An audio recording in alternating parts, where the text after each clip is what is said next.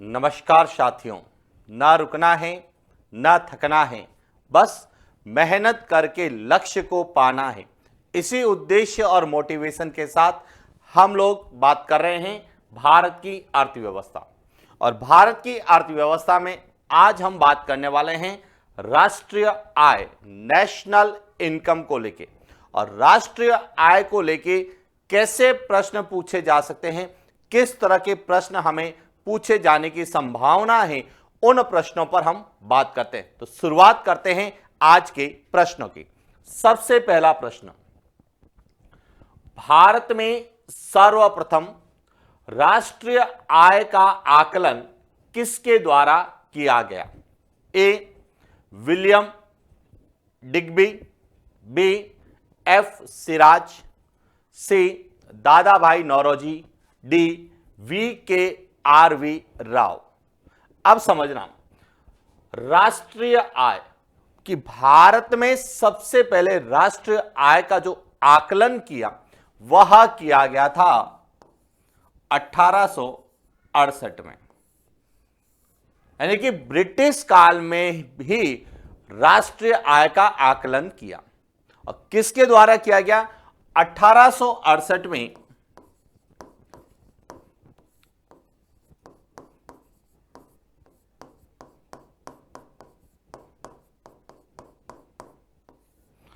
दादाभाई नौरोजी ने एक पुस्तक लिखी थी,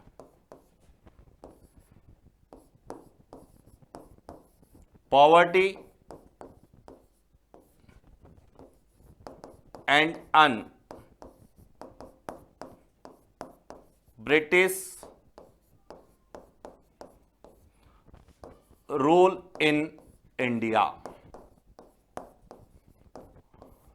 यह पुस्तक लिखी और इस पुस्तक में सबसे पहले जो है राष्ट्रीय आय का आकलन किया गया। तो इसका सही उत्तर क्या है? सी है। आप में से कई विद्यार्थियों ने पढ़ा होगा we K R V Rao.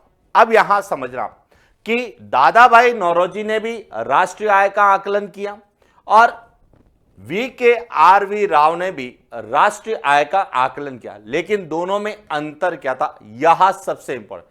यदि पूछा जाए सर्वप्रथम सबसे पहले कब किया गया, तो 1868 में दादाभाई नौरोजी ने किया और उन्होंने एक पुस्तक लिखी, poverty and un British rule in India. और इसमें इन्होंने बताया था कि प्रति व्यक्ति आय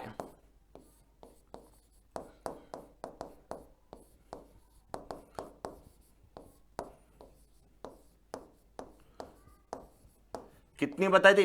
20 रुपए की प्रति व्यक्ति आय कितनी है? 20 रुपए। और ये ध्यान रखना, यह भी कई बार पूछा जाता है कि किसी भी देश की आर्थिक समृद्धि का जो मापक है वह क्या है? तो किसी भी देश की आर्थिक समृद्धि का मापक उस देश की प्रति व्यक्ति आय कितनी है, यह ध्यान रखना। प्रति व्यक्ति आय यह देश की आर्थिक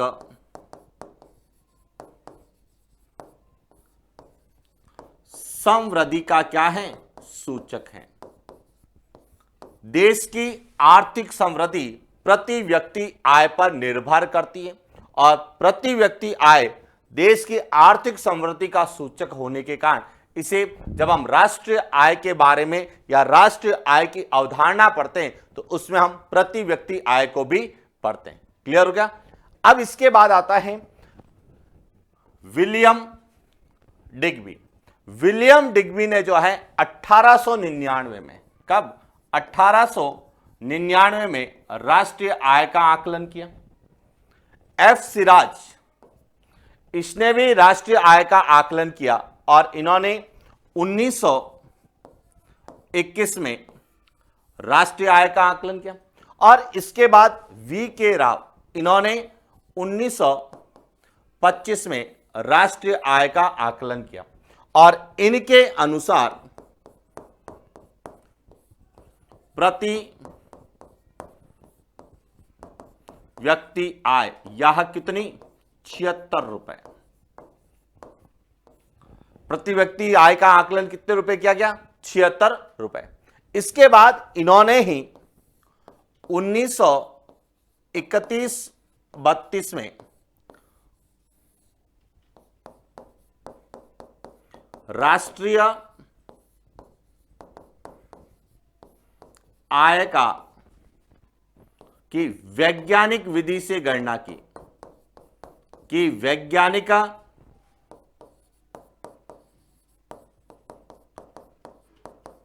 विधि से गणना की। किसने की?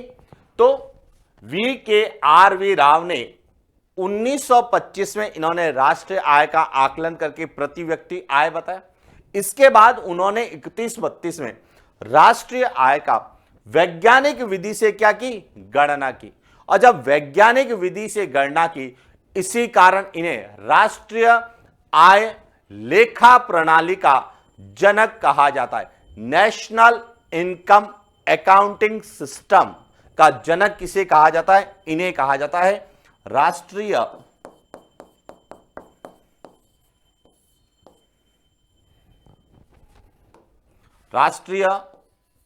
आय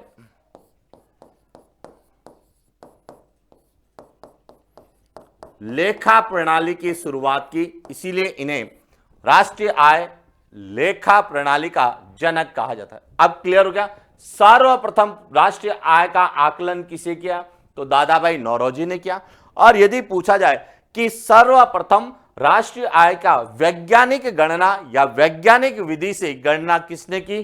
तो वह VKRV राव के द्वारा की गई। क्लियर हो गया? चले आगे, अगला प्रश्न। निम्नलिखित में से सही कथन की पहचान कर कूट का चयन करें। फर्स्ट, भारत में राष्ट्रीय आय के आकलन हेतु 1950 में राष्ट्रीय आय समिति का गठन किया गया।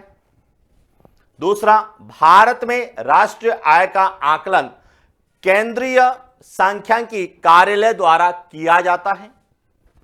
तीसरा, भारत में राष्ट्रीय आय का आधार वर्ष 2011-12 निर्धारित है। और चौथा, राष्ट्रीय आय उत्पादित अंतिम वस्तुओं तथा सेवाओं के मौद्रिक मूल्य के बराबर है। अब 4 कथन दिए गए हैं, इसमें से सही कथन की हमें क्या करनी है? पहचान करनी है। अब सबसे पहला पॉइंट समझना कि भारत में राष्ट्रीय आय के आकलन हेतु राष्ट्रीय आय समिति का गठन 1950 में नहीं किया गया। कब किया गया था? 1949 में राष्ट्रीय आय समिति का गठन किया गया। क्लियर हो गया? तो इसलिए पहला कथन क्या है? गलत है। दूसरा, भारत में राष्ट्रीय आय का आकलन केंद्रीय सांख्यिकी कार्यालय, जिसे हम CSO के नाम से जानते हैं, इसके द्वारा किया जाता है। यह भी गलत है। क्यों गलत है? क्योंकि वर्तमान में CSO और NSSO को मिलाकर NSO का जो है गठन किया गया। और कब किया गया? 23 मई 2019 को। 23 मई 2019 को जो है NSO का गठन किया गया। और वर्तमान में राष्ट्रीय आय का आकलन NSO द्वारा किया जाता है, इसलिए दूसरा भी गलत हो गया। तीसरा, भारत में राष्ट्रीय आय का आधार वर्ष क्या है? 2011-12 निर्धारित है। यह सही है। आपसे पूछा जा सकता है कि भारत में राष्ट्रीय आय का आकलन किया जाता है, आधार वर्ष कौन सा है? 2011-12 के आधार पे किया जाता है। क्लियर? और इसके बाद राष्ट्रीय आय उत्पादित अंतिम वस्तुओं तथा सेवाओं के मौद्रिक मूल्य के बराबर होती है। यह भी क्या है? सही है। तो 1 और 2 तो गलत है, 3 और 4 क्या है? सही है। इसका सही उत्तर क्या है? वह सी है। क्लियर? चले आगे, अगला प्रश्न। निम्नलिखित में से सकल घरेलू उत्पाद में शामिल नहीं है। पहला, उत्पादित अंतिम वस्तुओं का मौद्रिक मूल्य। दूसरा, उत्पादित सेवाओं का मौद्रिक मूल्य। तीसरा, गैर निवासियों द्वारा नवीन उत्पादन, चौथा जो है विदेशों से प्राप्त आय। अब इसमें देखिए ध्यान रखना, प्रश्न जो है इसमें आपको यह बताना है कि सकल घरेलू उत्पाद में कौन सा शामिल है। यदि नहीं पूछा जाएगा तब भी हमारा क्लियर हो जाएगा और कौन कौन से शामिल है। तो यदि हम ऑप्शन के आधार पर बात करें तो कौन से शामिल है, हम यदि यहां तय कर लें तो कौन से नहीं होंगे यहां हमें पता रहेगा। अब यहां पर पूछा है सकल घरेलू उत्पाद, जिसे हम क्या बोलते हैं, जीडीपी। अब जीडीपी में किसको शामिल किया जाता है यह ध्यान रखना। जीडीपी में जो है देश की सीमाओं के जो है भीतर, देश की सीमा के भीतर उत्पादित अंतिम वस्तुओं का मौद्रिक मूल्य शामिल होता है, उत्पादित सेवाओं के मौद्रिक मूल्य शामिल होते हैं और साथ ही गैर निवासियों द्वारा नवीन उत्पाद भी शामिल होते हैं। लेकिन इसमें विदेशों से प्राप्त आय शामिल नहीं होती है। इसीलिए इसमें 1, 2 और 3 यहां तो क्या होंगे, शामिल के अंतर्गत आएंगे कि कौन कौन से शामिल है। यदि पूछा जाए कौन सा शामिल नहीं है तो ध्यान रखना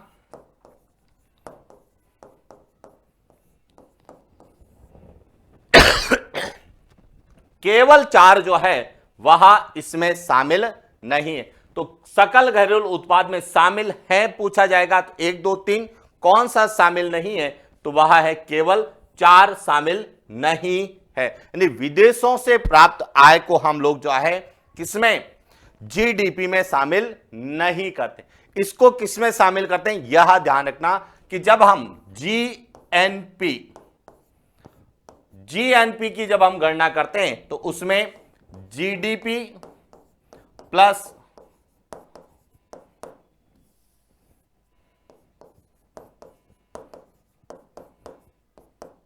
विदेशों से प्राप्त शुद्ध आय को क्या करते हैं अपन, शामिल करते हैं, जिसे सकल राष्ट्रीय उत्पाद कहते हैं। सकल राष्ट्रीय उत्पाद में, सकल राष्ट्रीय उत्पाद में हम शामिल करते हैं, जबकि जीडीपी में हम शामिल नहीं करते हैं। क्लियर, चले आगे अगला प्रश्न।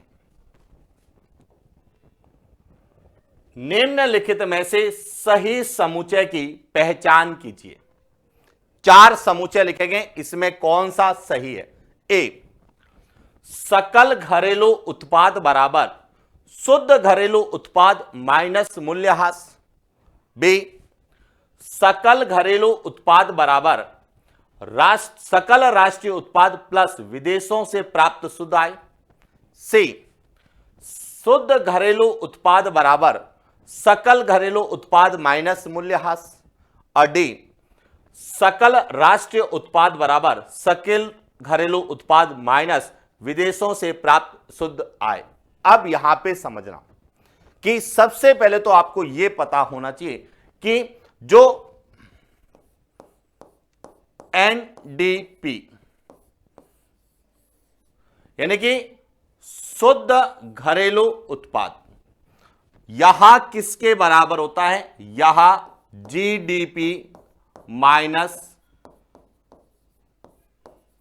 मूल्यह्रास के बराबर होता है। क्लियर हो गया। तो इसलिए इसका सही उत्तर तो क्या है, सी। यहां क्या है, सही। दूसरा यह ध्यान रखना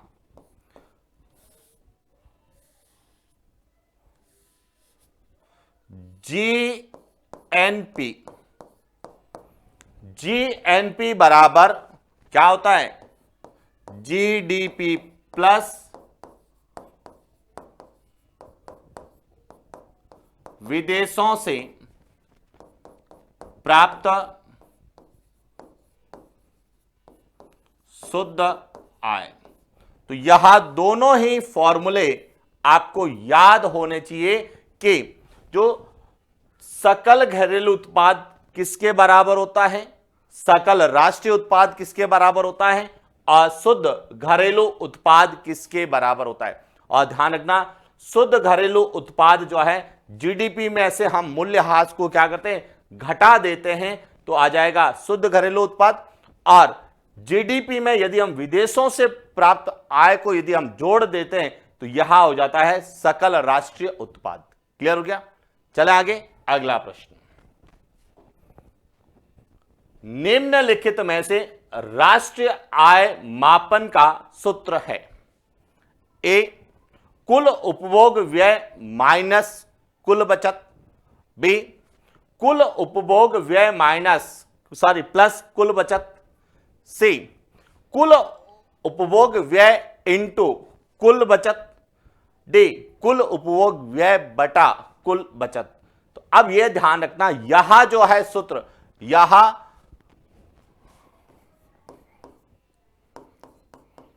राष्ट्रीय आय के मापन की व्यय विधि के अनुसार है कि राष्ट्रीय मापन की जो है 3 विधि है। एक व्यय विधि होती है, एक आय विधि होती है और एक उत्पाद। कौन कौन सी विधि है? सबसे पहली है उत्पाद विधि या पद्धति, दूसरी है आय पद्धति या आय विधि, और तीसरी होती है व्यय विधि। क्लियर हो गया? अब राष्ट्रीय आय के मापन की व्यय विधि के अनुसार जब हम अध्ययन करते हैं तो राष्ट्रीय आय किसके बराबर होती है? तो यह ध्यान रखना, राष्ट्रीय आय किसके बराबर होती है? तो कुल उपभोग व्यय प्लस कुल बचत। कुल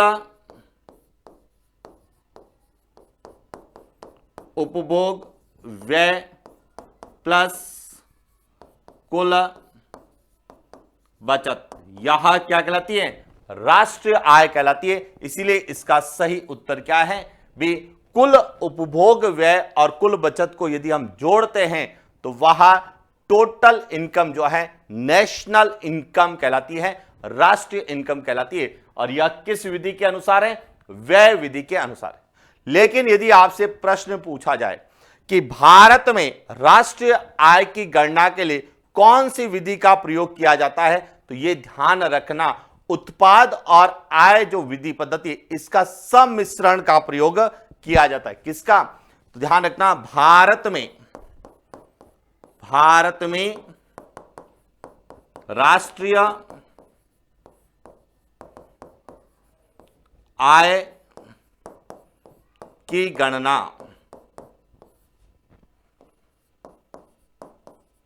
उत्पाद पद्धति और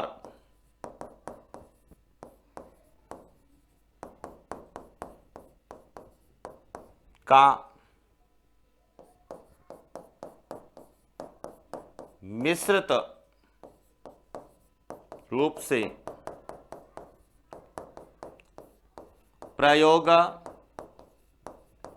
होता है। क्लियर हो गया? चला आगे, अगला प्रश्न। निम्नलिखित में से बाजार कीमत पर सकल घरेलू उत्पाद का आकलन किस सूत्र द्वारा किया जाता है? A, C plus I plus G plus M minus X. B, C plus I plus G plus X minus M. C plus I plus M plus X minus G. D है C plus G plus M plus X minus I. अब समझना, सबसे पहले क्या कह रहा है? बाजार कीमत पर सकल घरेलू उत्पाद, जिसे हम कहेंगे जीडीपी, मार्केट प्राइस पर। यहां किसके बराबर होती है? तो आप समझना कि जब हम बाजार कीमत पर, मार्केट प्राइस पर जीडीपी की गणना करते हैं तो सबसे पहले हम किसका प्रयोग करते हैं? सी का मतलब है उपभोग परिव्यय, सी प्लस दूसरा कौन सा आता है? आई, इन्वेस्टमेंट परिव्यय, निवेश परिव्यय। इसके बाद जी, सरकारी परिव्यय यानी गवर्नमेंट का जो व्यय, प्लस कौन सा? एक्स, एक्स का मतलब है एक्सपोर्ट यानी आयात, और इसमें से हम किसको घटाते हैं? एक्सपोर्ट निर्यात, और इसमें एम इंपोर्ट को हम क्या करते थे? माइनस करते हैं। तो इसीलिए इसका जो है जीडीपी जो है बाजार मूल्य पे जब हम निकालते हैं तो इसमें उपभोग परिव्यय, निवेश परिव्यय, सरकारी परिव्यय और एक्सपोर्ट। निर्यात को तो हम जोड़ते हैं लेकिन आयात को हम इसमें क्या करते हैं? घटाते हैं। तो इसका सही उत्तर क्या है? वह बी है, C plus I plus G plus X minus M. Clear हो गया? चले आगे। आपको समझ में आना चाहिए कि किस तरह से हमें एग्जाम में प्रश्न पूछे जा सकते हैं। राष्ट्रीय आय, राष्ट्रीय आय के हमें आंकड़े नहीं पूछेंगे क्योंकि राष्ट्रीय आय में हम जीडीपी भी पढ़ते हैं, जो है बाजार मूल्य पर भी है, साधन लागत पर भी हम लोग पढ़ते हैं। इसके बाद जो है शुद्ध उत्पाद भी पढ़ते हैं, घरेलू उत्पाद भी पढ़ते हैं, जो है प्रति व्यक्ति आय भी हम लोग पढ़ते हैं। तो इसमें राष्ट्रीय आय में केवल एक या दो आंकड़े नहीं है, कई आंकड़ों का समावेश होता है। अब उन आंकड़ों में से जो सबसे ज्यादा पूछे जाते हैं, एक तो जीडीपी को सबसे ज्यादा पूछा जाता है और दूसरा प्रति व्यक्ति आय को जो है हमें पूछा जाता है। और उसी प्रकार से जिस तरीके से एनसीईआरटी बेस जो वर्तमान में हमारा पेपर पैटर्न है, एनसीईआरटी बेस आ रहा है, उसमें जिस तरह से प्रश्नों का समावेश किया जाता है, उन प्रश्नों के आधार पर यह प्रश्न आप लोगों के लिए है। तो इन्हें बहुत अच्छे से समझ के चले जाना।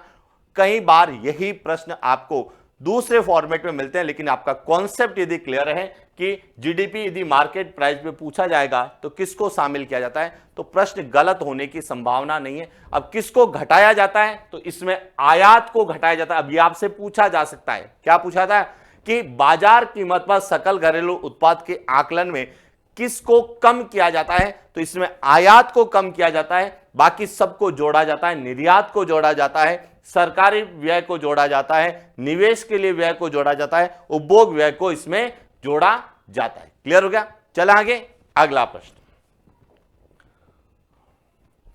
बाजार कीमत पर सकल घरेलू उत्पाद में से किसे कम कर साधन लागत पर सकल घरेलू उत्पाद प्राप्त किया जा सकता है?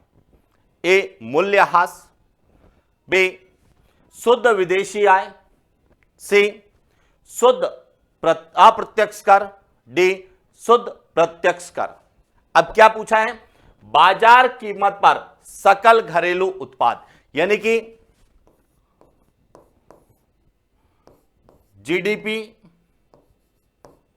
मार्केट प्राइस में से किसे कम करना है यानी कि घटाना है। किसे घटाएंगे? अब समझना कि यदि हम बाजार मूल्य पर या बाजार कीमत पर जीडीपी में से शुद्ध अप्रत्यक्ष कर, शुद्ध अप्रत्यक्ष कर यदि हम क्या कर देते हैं? घटा देते हैं, तो हमें क्या मिलेगा? जीडीपी तो मिलेगा, लेकिन वह किस पे आएगा? साधन लागत पर आएगा। यह ध्यान रखना, साधन लागत पर आएगा। क्लियर हो गया कि यदि हमें बाजार कीमत पर जीडीपी दे रखी है, बाजार कीमत पर जीडीपी दे रखी है और आपसे पूछा जाए कि साधन लागत पर कितनी होगी, तो शुद्ध अप्रत्यक्ष कर को उसमें से क्या कर दीजिए, घटा दीजिए। आपका क्या उत्तर आ जाएगा, साधन लागत पर जीडीपी का मान आ जाएगा। क्लियर। अब एक और चीज समझना, यदि हम जीडीपी में किसको जोड़ते हैं किसको घटाते हैं, अब समझना, यदि जीडीपी में से मूल्यह्रास को कम करते हैं तो क्या आता है, शुद्ध सकल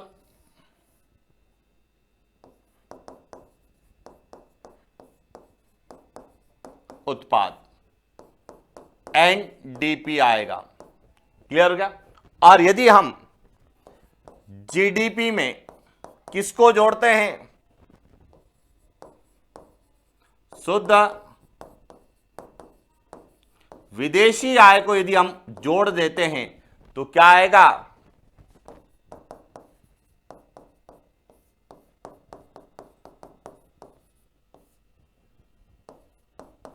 उत्पाद जीएनपी। अब देखिए किस तरह से जीडीपी की भूमिका सबसे ज्यादा है। जीडीपी के आधार पर हम लोग जो है साधन लागत पर जीडीपी ज्ञात कर सकते हैं, जो है शुद्ध सकल उत्पाद एनडीपी ज्ञात कर सकते हैं, और हम जीएनपी भी ज्ञात कर सकते हैं। क्लियर हो गया। चले आगे बात करते हैं अगले प्रश्न की, और इसका जो सही उत्तर है वह क्या है, सी है।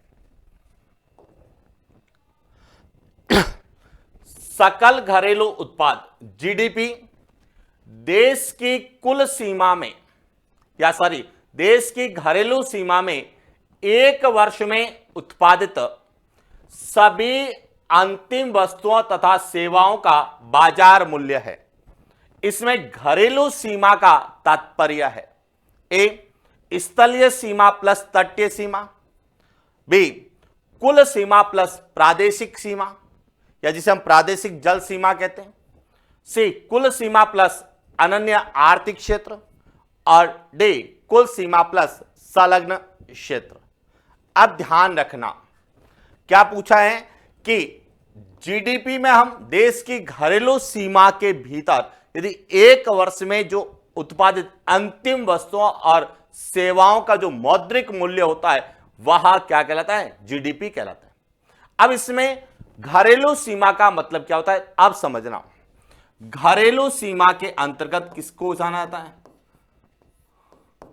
घरेलू सीमा में एक तो आती है कुल सीमा, कुल सीमा में स्थलीय सीमा और तटीय सीमा, यहां दोनों का योग क्या कहलाता है, कुल सीमा कहलाता है। क्लियर। और कुल सीमा के साथ क्या आता है, 200 नॉटिकल मील समुद्री सीमा, 200 नॉटिकल मील तक की समुद्री सीमा। और यदि हम तट से 200 समुद्री मील तक की नॉटिकल जो सीमा का अध्ययन करते हैं उसे कहा जाता है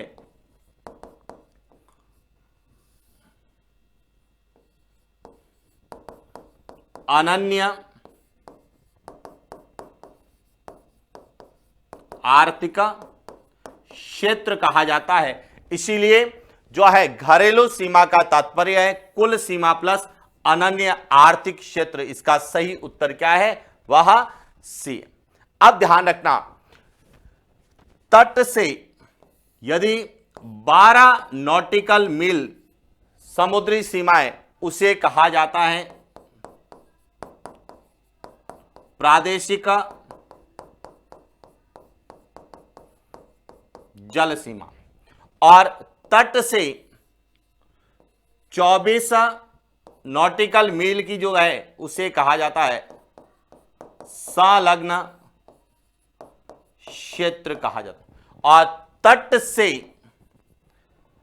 12, 24 और उसके बाद यानी कि 12 यहां, 24 यहां और 176, टोटल योग कितना आएगा, सॉरी 12, यह भी 12 और यहां 176, तो दो समुद्र यानी कि जो तट रेखा है किसी भी देश की तट रेखा से 200 नॉटी मील समुद्री सीमा जो है अनन्य आर्थिक क्षेत्र कह जाती है, और इसमें एक वर्ष में उत्पादित अंतिम वस्तुओं के और सेवाओं के जो है मौद्रिक मूल्य को हम क्या कहते हैं, सकल घरेलू उत्पाद जीडीपी कहा जाता है। इसीलिए ध्यान रखना, कई बार हमें जीडीपी की परिभाषा दी जाएगी और उसमें जो शब्द है उनको पूछा जाएगा कि जीडीपी में जो एक वर्ष में देश की घरेलू सीमा के भीतर जो है उत्पादन होता है उसे कहते हैं। तो घरेलू सीमा का तात्पर्य क्या है, यह भी क्लियर हो गया आपको, जीडीपी भी क्लियर हो गई,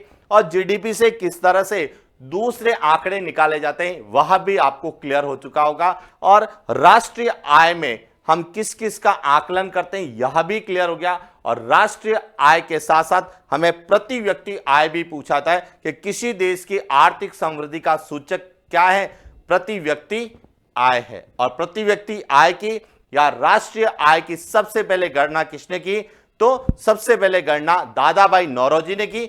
लेकिन पूछा जाए कि वैज्ञानिक गणना सबसे पहले किसने की, तो सबसे पहले जो है VKV.R. राव के द्वारा की गई। क्लियर हो गया। तो ये था आज का सेशन जिसमें हमने राष्ट्रीय आय को लेके जो महत्वपूर्ण कॉन्सेप्ट वाले प्रश्न पूछे जा सकते हैं उन पर हमने बात की। यहां पर हमने किसी तरह के आंकड़ों की बात नहीं की है, और सामान्यतः राष्ट्रीय आय को लेके जब हम बात करते हैं तो आंकड़े कम, कॉन्सेप्ट ज्यादा पूछे जाते हैं। क्लियर। और यदि आपसे आंकड़ा भी यदि आपको याद करना है तो प्रति व्यक्ति आय का आंकड़ा आप जरूर पढ़ के जाएं, जो वर्तमान में इकोनॉमिक सर्वे के अंतर्गत जो आया हुआ है। हालांकि हम लोग जब करंट पढ़ेंगे तो उसमें इन आंकड़ों की हम राजस्थान के संदर्भ में, भारत के संदर्भ में बात करेंगे, लेकिन जब आप सेल्फ स्टडी करें तो प्रति व्यक्ति आय आप जरूर पढ़ के जाना, क्योंकि राष्ट्रीय आय के जब हम आकलन या अवधारणा पढ़ते हैं तो उसमें प्रति व्यक्ति आय को भी पढ़ते हैं। क्लियर हो गया। तो ये था आज का हमारा सेशन। आज के लिए इतना ही, मिलते हैं नेक्स्ट क्लास। Thank you.